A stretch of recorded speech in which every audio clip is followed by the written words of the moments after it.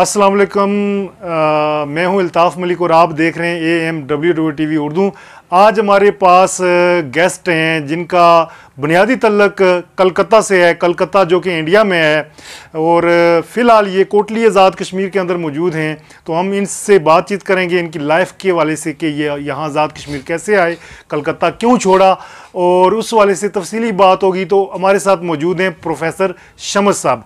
अस्सलाम वालेकुम प्रोफेसर। वालेकुम अस्सलाम। अच्छा प्रोफेसर साहब, ये बताइए कि कलकत्ता आपने क्यों छोड़ा और आप इधर पाकिस्तान में आ गए? दरअसल बात यह है कि मुझे जो है ना, मैं बचपन में दिल्ली में पढ़ता रहा हूँ। अच्छा, दिल्ली में? दिल्ली में जो कैपिटल है इंडिया का इस वक्त। इंडिया का कैपिटल है। तो वहाँ पर जो है ना, ये उर्दू के साथ मेरी एक उनसियत है, एक मोहब्बत है। सही। और जिसकी वजह से जो नॉन बंगाली थे उर्दू स्पीकिंग, उनके साथ एक कुदरती तौर पर जो है ना एक मोहब्बत हो गई। और मैं पाकिस्तान का बहुत बड़ा हामी था। जी जी। तो मैंने ज़िंदगी में 2 दफ़ा रोया है। अच्छा। एक जब वो इंडियन फोर्सेस को देखा है बांग्लादेश के अंदर, यस, वहाँ जब 1971 में अलहदा हुआ था बांग्लादेश। डाउनफॉल हुआ है। और एक जो है ना, एक शख्स को वो ढाका यूनिवर्सिटी में मार दिया था, वो जमीयत तलबा का था। अच्छा अच्छा।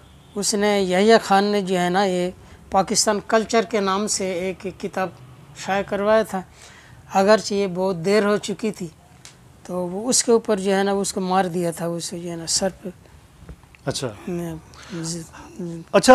आप पाकिस्तान आए तो यहाँ कैसा फील किया कि जो ख्वाब जहन में थे, जो आप कहते हैं इतनी मोहब्बत थी, क्या पाकिस्तान से भी उतनी मोहब्बत मिली आपको बदले में? असल में शुरू में तो पाकिस्तानियों ने मेरे साथ बहुत ही ताउन किया है, बहुत अच्छा किया है मेरे साथ जो है ना। लेकिन ये वक्त के साथ साथ जो है ना, वो बात जो है ना अब नहीं रही जैसे कि पहले। अब कुछ लोग जो है ना, कुछ नफ़रत करते हैं, कुछ हसद करते हैं, कुछ ये करते हैं, जो तंग नज़र किस्म के लोग हैं। हाँ, बिल्कुल ऐसे होते हैं। वो चीज़ें जो है ना सामने आ गई है। लेकिन शुरू में चूँकि एक लोगों के अंदर एक जज्बा था, और बहुत बड़ा अफसोस हुआ लोगों को ईस्ट पाकिस्तान सेपरेट होने की वजह से। उस वक़्त लोगों ने बहुत ज़्यादा आवभगत की है, मुझे जो है ना बहुत ही खिदमत की है। लेकिन आहिस्ता आहिस्ता जो है ना वो जो है ना वो बात नहीं रही। दूसरी बात यह है कि ये पाकिस्तानियों की बदकिस्मती है कि ये दुश्मन को दोस्त समझते रहे और दोस्त को दुश्मन समझते रहे। और उस वक़्त भी यही हुआ है। ये जब मिलिट्री ऑपरेशन शुरू हुआ है तो इनडिस्क्रिमिनेटली जो है ना, बेगार इम्तियाज़ के इन्होंने गोली चलाई, और जिसकी वजह से जो है ना, अगर 10 दुश्मन मरे हैं तो 90 जो है ना दोस्त मर गए हैं। और इनकी एक बदकिस्मती है, ज़ुबान का मसला था। अब बंगाली और उर्दू का मसला भी था। उर्दू समझते नहीं थे, और ये ना ये बंगाली समझते थे। तो आप बंगाली बोल लेते हैं? हाँ बिल्कुल। जिसकी वजह से जो है ना बहुत सारी गलतफहमी पैदा हो गई थी। और हमें जो है ना, जब आर्मी ने बिला इम्तियाज़ गोली चलाना शुरू कर दिया है, तो ये जो वहाँ ईस्ट पाकिस्तान कम्युनिस्ट पार्टी थी, उनके जो वर्कर जो है ना, वो जाके भाग के चाइना के पास गए और चाइना से कहा कि हमें असलहा दे दे, हम पंजाबियों के साथ लड़ाई करेंगे। अच्छा। चाइना ही एक मुल्क था जिसने हमें बताया कि तुम क्या कह रहे हो, एक बैनुल अक़वामी साजिश के तहत पाकिस्तान का अलग किया जा रहा है, और तुम कह रहे कि पंजाबियों को मारेंगे जो है ना। फिर उन्होंने जो है ना वो असलहा दिया कि जो अलहदगी पसंद है उनके साथ लड़ें आप। लेकिन यहाँ एक तो ये जो जिनको हम बिहारी कहते हैं, बिहारी, ये ज़्यादातर जाहल किस्म के लोग हैं जो वहाँ पर थे। इन लोगों ने जो है ना वो बहुत गलत गाइड किया है, बेकसूर बंगालियों को जो है ना मरवाया है, जिसकी वजह से एक नफ़रत पैदा हुई और आखिरकार जो है ना ये अलग हो गई है। इसके पीछे बहुत सारे, तो चाइना ही वाहिद कंट्री है जिसने हमें बताया असल बात कि तुम क्या कह रहे हो, तुम्हें तो एक बैनुल अक़वामी साजिश के तहत इस पाकिस्तान का अलग किया जा रहा है, तुम कह रहे हो कि पंजाबियों के साथ लड़ेंगे।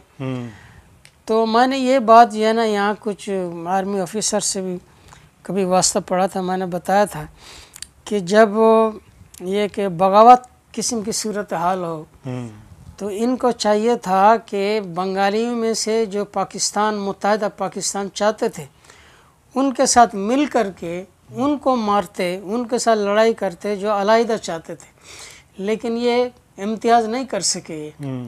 ये जो है ना वो अंधाधुंध जो है ना मरना शुरू कर दिया, जिसकी वजह से ये लोग इंडिया भाग गए। अच्छा, मैं यहाँ पर एक तारीख़ी हक़ाइक़ बताऊँ कि शेख मुजीब जो है ना, ये जो मुजीबुर रहमान, मुझे वो कराची के रहने वाला जो बंगाली थे उनका नाम मेरे जहन में भी नहीं, क्या है वो, उनको इंटरव्यू दिया था शेख मुजीबुर रहमान। अच्छा। तो शेख मुजीबुर रहमान ने कहा था कि यहाँ से हर आदमी भाग करके जो है ना वो इंडिया चले गए। तो मैं नहीं जा सकता था, मैं तो आराम के साथ जा सकता था। तो शेख मुजीब वो उसने कहा कि मैंने बुढ़िया बिस्तर बांध करके 1 महीना तक इंतज़ार करता रहा कि पाकिस्तान आर्मी आया और मुझे ले जाए, क्योंकि मैं इंडिया जाना नहीं चाहता हूँ। अगर इंडिया चला गया तो इंडिया मुझे एक्सप्लॉइट करेगा, हमें इस्तेसाल करेगा, हमें नाजायज़ फ़ायदा उठाएगा। एक तो ये बात है। दूसरी बात यह है कि हाँ, ख्वाजा खैरुद्दीन एक इंटरव्यू दिया था। अच्छा। तो ख्वाजा खैरुद्दीन के इंटरव्यू का मैं ट्रांसक्राइब किया था जो है ना उसको, सही, उसको मैंने इंग्लिश में भी किया था। उसने बताया था उस वक़्त ये कानून बनाया था कि जो बड़े बड़े लीडर हैं, ये जो पाकिस्तान का हामी थे, वो जब जाएगा तो उससे पर्सनल मुलाकात करके फिर बाहर जा सकता है। तो ख्वाजा खैरुद्दीन वो इंग्लैंड जाना चाहता था। तो शेख मुजीब ने 1.5 घंटे तक जो है ना वो सारे के सारी बातें बताता रहा कि ख्वाजा साहब ये बताएं कि मैं अलग होना चाहता था तो इन लोगों ने अलग कर दिया है। तो दरअसल बात यह है, एक दफ़ा ये जो एजुकेशन मिनिस्टर थे गौस अली शाह साहब, तो इस्लामाबाद में एक फंक्शन था, वहाँ पर जो है ना उस फंक्शन के अंदर वो अल्लामा इकबाल ओपन यूनिवर्सिटी में वहाँ हॉल में, तो उन्होंने कहा था कि चलो बंगाली भी हमारे भाई हो, अलग हो गए, ये हो गए, वो हो गए, फलाना ढिमकाना।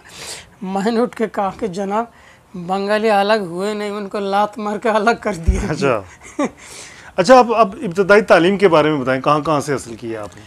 मैंने सबसे पहले मदरसा का तालीम हासिल किया, दिल्ली में हासिल किया। दिल्ली में वहाँ से घर से भाग गया था, घर से भाग के जो है ना मैं वो तबलीग जमात का मरकज़ है वहाँ चला गया। वहाँ से मुझे वो मेवात भेजा है, वहाँ मुख्तलिफ़ जगह मैंने 2-3 साल पढ़ा है। तो उर्दू मैंने वहीं से सीखी है, और वो उर्दू सीखना क्या था, उर्दू के साथ ऐसी उनसियत पैदा हो गई कि मैं अपनी ज़ुबान से ज़्यादा उर्दू को तरजीह देता हूँ। और इसीलिए जो उर्दू स्पीकिंग थे, ये जो है ना जो उर्दू बोलते थे, उनके साथ एक कुदरती उनसियत थी मेरी। और पाकिस्तान के वो हिमायत के पीछे बुनियादी वजह सिर्फ यही थी कि मैं नहीं चाहता था कि वो जो है ना वो बिल्कुल अलग हो जाए वो बंगाली। दूसरी बात यह है कि बांग्लादेश जो है ना बुनियादी तौर पर देखिए ना, बांग्लादेश कैसे बांग्लादेश है, उसका जो है ना आधा से थोड़ा सा कम ऐसे इंडिया के साथ है। अगर बंगाल भी तकसीम हुआ है ना, तो 17 ज़िला था जो है ना जो ईस्ट पाकिस्तान था, और 7 या 8 ज़िला इंडिया के साथ है। तो 17 और 7-8 ज़िला सारे मिल करके तो फिर बांग्लादेश बन सकता है ना। कैसे हो सकता है कि आधा जो है ना वो बंगाल में है, आधा इंडिया के साथ है, बांग्लादेश कैसे? ये तो लॉजिकली जो है ना गलत है, बांग्लादेश नाम ही गलत है ये। अगर सारे बंगाली इकट्ठा होते, इंडिया छोड़ देते अपने 7-8 ज़िले को कि ठीक है जी आप लोग अलग हो जाए, तो फिर वो बांग्लादेश एक जस्टिफिकेशन होता। उसका कैसे बांग्लादेश, ये तो टोटली इलॉजिकल है। अच्छा, आज़ाद कश्मीर आपका आना कैसे हुआ, खासकर कोटली? आज़ाद कश्मीर जो है ना बाग के एक आदमी ने मुझे पिंडी में मिला था, उस वक़्त मैं पूंछ हाउस में रहता था। अच्छा। उसने कहा कि शमस साहब मैं एक यूरोपियन टाइप स्कूल खोलना चाहता हूँ, तो मुझे आप प्रॉस्पेक्टस बना के दे दो। सही है। तो मैंने इंग्लिश में प्रॉस्पेक्टस बना के दिया। उसके बाद उसने मुझे कहा कि आप हमारे स्कूल में टीचिंग करें आप। लेकिन मैंने जो डिमांड किया था उसने कहा कि ये डिमांड तो अभी मैं पूरा नहीं कर सकता हूँ, वो चुपके से चला गया। 1 साल के बाद उसने आदमी भेजा और लेटर भेजा कि अब आप आ जाएं। उसने मुझे आज़ाद कश्मीर बाग सबसे पहले ले आया, उसके वहाँ पर बाग 5-6 साल रहा हूँ। उसके बाद जो है ना फिर मैं रावलाकोट आया, रावलाकोट से फिर NRSP में चला गया मैं। NRSP में फिर बलूचिस्तान वगैरह, उधर सिंध वगैरह, वो सारा बहुत वसी तफसील। तो अब आप जो है आज़ाद कश्मीर के शहरी हैं? जी जी जी जी। यहाँ का ही ID कार्ड बनाया है? आइडेंटिटी कार्ड यहाँ सैसा का बना हुआ सैसा का बना हुआ है। क्योंकि इत्तेफाक की बात है, मेरा अपना कोई मकान दुकान कोई जमीन जायदाद तो है ही नहीं। तो जहाँ मैं रहता था खिदमत खल्क ट्रस्ट में, वहीं का पता दे दिया था, तो उसी के पता पे जी है ना वो। तो कोई प्रॉब्लम तो ID कार्ड बनाते वक्त तो नहीं आई, पेश आई? देखिए ना, मैं तो ऑफिशियली आया था ना। मैं जो आया था, जब मैं कराची आया तो मैंने कहा कि मैं बंगाली हूँ, तो मैं तो पाकिस्तान के हिमायती था। उन लोगों ने फर्म शर्म सारा अलग कर दिया। एक ख़ानदान के साथ आया था, उसके साथ रिलेशनशिप फ्रेंड लिखा था कि फ्रेंड, कोई मसला पेश नहीं आया। तो और आपके साथ और जो लोग आए थे वो इधर ही हैं या चले गए या क्या सिलसिला है? नहीं, वो लोग जो है ना कोई किधर चले गए थे जो है ना। किसी को कोट अद्दू, किसी के कुछ। मैं जिसके साथ आया था वो कोट अद्दू में जो है ना, लेकिन वो मैं बिहारी कैंप ढूंढ रहा था, वो बिहारी कैंप मुझे मिला ही नहीं है। तो एक आर्मी जो है ना MP, उसने किसी कर्नल को टेलीफोन किया कि ये जो है ना एक लड़का है बड़ा परेशान है, तो फिर वो आप उसको बिहारी कैंप में पहुंचा दे। वहाँ पर एक जो है ना फ्लाइट लेफ्टिनेंट था, वहाँ पर कोई अपना काम से गया हुआ था। उसने किस लिए इनसे मिलना चाहते हैं? मैंने कहा मैं बिहारी कैंप। तो उसने कहा कि मैं सुबह छोड़ दूंगा, आज चलो मेरे घर चलो। तो रात को उनके घर गया, वो कहने लगे छोड़ो यार, तुम अकेला बंदा, हमारे साथ ही रहो। तो बिहारी कैंप में जाने की ज़रूरत ही नहीं है, मैं उन्हीं के साथ ही रहा, फ्लाइट लेफ्टिनेंट के साथ। तो जैसा कि मैंने वो इंग्लिश में बताया कि शुरू में लोगों को जो है ना बहुत हमदर्दी थी और बहुत एक जज्बा था, लेकिन आस्ता आस्ता जो है ना वो मुख्तलिफ वजूहात की बिना पर जो है ना वो बात नहीं रही। अब तो तासुब, यहाँ तो हैरानगी की बात है, ये जो कश्मीरी जो है ना गैर कश्मीरी से तासुब करते हैं, गैर कश्मीरी से तासुब करते हैं। यहाँ ये बात हुई है, लेकिन ये पाकिस्तान के लिए नुकसानदेह है। सही है। जितना देखे ना, ये जब बर सगीर के मुसलमानों के लिए ये मुल्क बना है, पाकिस्तान बना है, तो यहाँ पर बर सगीर का जो भी इंसान जो है ना पाकिस्तान के हिमायती है, उसे वो यहाँ पर आ सकता है, उसे ये हुकूक मिलना चाहिए। अब वो मैंने एक ज़मीन के लिए दरख्वास्त दी है, तो वो 1.5 साल से वो पटवारी के पास पड़ा हुआ है, अभी कोई हल नहीं निकला है। और वो हल इसका यही है, पैसा मांगते हैं, वो मेरे पास पैसा ही नहीं है। तो दूसरी बात आप देखिए ना, वो इनको तो चाहिए था डीसी को चाहिए था उसको पता करे कि भाई क्यों नहीं इसको वो फॉरवर्ड कर रहे हैं, लेकिन वो सारे के सारे इसी तरह ही हैं। तो वहाँ कलकत्ता में आपकी फैमिली है इस वक्त? हाँ, मेरी फैमिली है, मेरी भांजी वगैरह है वहाँ पर, और मेरा अपना घर है वहाँ पर, वो वहाँ रह रहे हैं। माँ बाप वगैरह? वो फौत हो गए जब छोटा था मैं। अच्छा, तो उनसे रब्ता होता है? गए हैं दोबारा आप कलकत्ता? मेरी वालदा जिंदा थी तो मैं दोबारा 2 दफ़ा गया था इंडिया। अच्छा। में जब वालदा फौत हो गई फिर नहीं गया, पासपोर्ट लेके गया था, वीज़ा लेकर के। अच्छा, तो यहाँ पर आप हुकूमत से कोई मुतालबा, कोई डिमांड आप करना चाहें? लोग आपकी वीडियो देख रहे हैं, इंग्लैंड के अंदर भी आपकी गवर्नमेंट ऑफ आज़ाद कश्मीर से मैं यही डिमांड करूँगा कि मुझे ज़मीन दिया जाए जी। मुझे घर नहीं है जो है ना, कोई मकान अगर मिले, जो वो जो प्रॉपर्टी छोड़ के चले गए हैं उनमें से कोई प्रॉपर्टी भी दे सकते हैं। मेरे पास कुछ भी नहीं है, मैं बिल्कुल ही जो है ना वो। आपके अंदर इतना टैलेंट है कि आप इंग्लिश के माहिर, मैं समझता हूँ यहाँ आपसे ज़्यादा इंग्लिश शायद ही कोई जानता हो, तो आपको एक अच्छी जॉब भी मिल सकती है, लेकिन यह जॉब आपको क्यों नहीं मिल रही है? इसकी क्या वजह? आपने कुछ जॉब करते हैं फिर वो ज़ाहिर छोड़नी पड़ती है, ज़ाहिर अगले कोई और रख लेते हैं। आप मैं बता रहा तासुब की वजह से। हाँ, ये बात है, तासुब की वजह से। आप देखिए ना, मैं कोई अच्छी पोस्ट पे हूँ तो वो लोग सोचते हैं कि ये देखो हम यहाँ के रहने वाले हैं, ये कहाँ से आकर के इतनी बड़ी ओहदे पे जो है ना, इतना बड़ा ओहदे पे चला गया है। तो वो फिर कोई ना कोई साजिश करके जो है ना, साजिशों का जाल बिछा करके जो है ना, वो कोई ना कोई चक्कर चलाते हैं।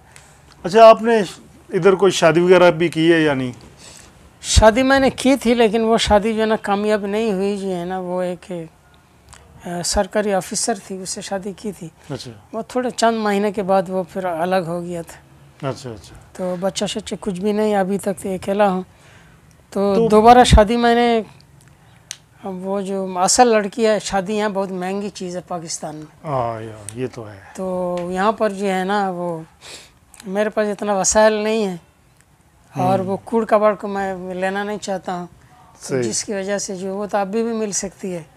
अच्छा, आप यहाँ पे अकेले रहते हैं, खुदा न ख्वास्ता कोई मिसहैप हो जाता है, कोई वाक़या हो जाता है, बीमार हो जाते हैं आप, तो आप कौन फिर संभालता है, कैसे? यही जो है ना 2 महीना पहले जो है ना मैं बीमार हुआ था, बड़ा सख्त बीमार हुआ था, लेकिन अल्लाह ने जो है ना कोई सबब बना देता है। सही।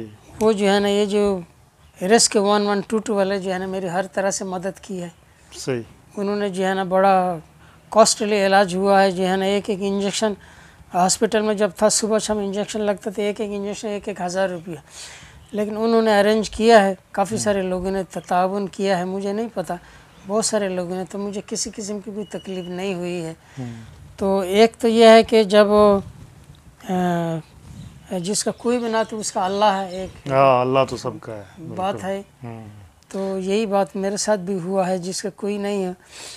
तो अच्छा, थोड़ा सा बंगाली में अगर आपको थोड़ा सा बोल के कुछ फिक्रे बंगाली ज़बान में आप बोलें थोड़ा सा, यही हमारे नाज़रीन को आप कह दें कि जी ये चैनल बहुत अच्छा है, इसको सब्सक्राइब करें, इसको देखें। हाँ, আমি তো বলবো যে ये टीवी চ্যানেল जो है ना, ये जो খুলেছে এটা খুব ভালো। মানুষ, সাধারণ মানুষকে উচিত कि এদের সাথে তাউন করে, हाँ सहानुभूति जनाए, और ताकि ये और आगे बढ़े। ठीक है, समझ आ जाती है थोड़ी थोड़ी। चलिए ठीक। अच्छा, आखिर में आप कोई मैसेज देना चाहें? इंडिया में भी आपको लोग देख रहे हैं, इंग्लैंड के अंदर भी देख रहे हैं, आज़ाद कश्मीर के अंदर भी देख रहे हैं, पाकिस्तान के अंदर भी देख रहे हैं, कोई मैसेज आप? मैं जो है ना ये जो तासुब है ना, इलाकाई तासुब, एक तो एक हदीस के मुताबिक जो है ना, मैंने जैसे सुना है हुजूर सल्लल्लाहु अलैहि वसल्लम ने कहा है कि जो तासुब रखता है वो हम में से नहीं है, चाहे लसानी हो, चाहे इलाकाई हो, चाहे मजहबी हो, चाहे किसी। तो जो तासुब है ये पाकिस्तान के लिए जहर कातिल है। सही। ये जो तासुब है, किसी किस्म का तासुब नहीं होना चाहिए। कोई बंगाली है, कोई पंजाबी है, कोई पठान है, कोई सिंधी है, कोई बलूची है, किसी किस्म के भी तासुब जब आप रखेंगे तो ये पाकिस्तान के वजूद के लिए जो है ना जहर कातिल है, मैं समझता हूँ। तो ये इस्लाम के भी बिल्कुल ख़िलाफ़ है, और खुले दिल के साथ एक दूसरे के साथ मिलना चाहिए, एक दूसरे के साथ मुसलमान, जैसे कि बताया गया कि मूसा एक जिस्म की तरह होता है। जब जिस्म के एक हिस्से को दर्द होता है तो जमात में नमाज़ पढ़ते हैं, मैं इस सिलसिले में बताऊं कि इसके पीछे एक बहुत बड़ी हिकमत है, लेकिन लोग उस हिकमत को तो बिल्कुल भुला दिया है। ये रस्मी तौर पर मस्जिद में जाते हैं, इकट्ठा नमाज़ पढ़ते हैं और आते हैं। जमात के साथ नमाज़ पढ़ने से 27 गुना सवाब इसलिए है कि इंसान के एक दूसरे के साथ एक भाईचारगी, एक हमदर्दी पैदा होगी, लेकिन वो बात है ही नहीं। हम साल तक 50 साल तक मस्जिद में जगह नमाज़ पढ़ते हैं और किसी दूसरे आदमी को पहचानते भी नहीं है। जी बिल्कुल। तो ये बात बिल्कुल गलत है। इंसानियत से हमदर्दी जो होती है ना, इंसानी हमदर्दी एक दूसरे के साथ ज़रूरी होती है, और इसीलिए कहा गया है कि एक जिस्म के मानंद है कि जिस्म के किसी हिस्से में कोई दर्द होता है तो पूरे जिस्म को तकलीफ होती है। तो यहाँ पर तो ये कोई बात नहीं। यहाँ पर एक आदमी जो है ना वो बादशाहों की तरह ज़िंदगी गुजारते हैं, और एक इंसान को वो रोटी नहीं मिलती है। एक के पास जो है ना महलनुमा मकान, और एक के पास झोपड़ी तक नहीं है। ये नहीं होना चाहिए। लेकिन आज तक जो है ना वो वही जागीरदार और सरमायादार जो है ना इस मुल्क को चला रहे हैं, और मुझे लगता है कि ये हमेशा यही रहेगा, क्योंकि लोगों में इतना शोर पैदा होने में 500 साल लगेंगे तो शायद कोई इनकलाब आ जाए यहाँ पर। लेकिन मेरे अंदाज़े के मुताबिक कम से कम 500 साल चाहिए उसके लिए। अगर मुसलसल काम किया जाए तो शायद ये हो। तो लोगों का यही मैसेज है मेरी तरफ से कि किसी किस्म का कोई तासुब नहीं रखना चाहिए, ना ही मज़हब इसकी इजाज़त देता है, और ना ही इंसानियत में है, और ना पाकिस्तान के दस्तूर में है। बहुत शुक्रिया। तो नाजरीन, ये थे प्रोफेसर शम्स साहब, जिनका तल्लक बेसिकली कलकत्ता से है, लेकिन अरसा दराज से यहाँ कोटली आज़ाद कश्मीर के अंदर, पाकिस्तान के अंदर रह रहे हैं। इनके अंदर बहुत वसी टैलेंट है, पढ़े लिखे हैं। अगर आपके पास कोई जॉब है, आप इनको कोई जॉब देना चाहते हैं तो इनकी सलाहियतों से इस्तिफ़ादा हासिल कर सकते हैं। और अगर इनकी वैसे अगर इनसे कोई बात करना चाहते हैं, डायरेक्ट रब्ता करना चाहते हैं, कांटेक्ट करना चाहते हैं, तो आप हमारे चैनल के थ्रू रब्ता कर सकते हैं। मुझे दें इजाज़त, मैं हूँ अल्ताफ़ मलिक और आप देख रहे हैं AM WWTV Urdu. Thank you.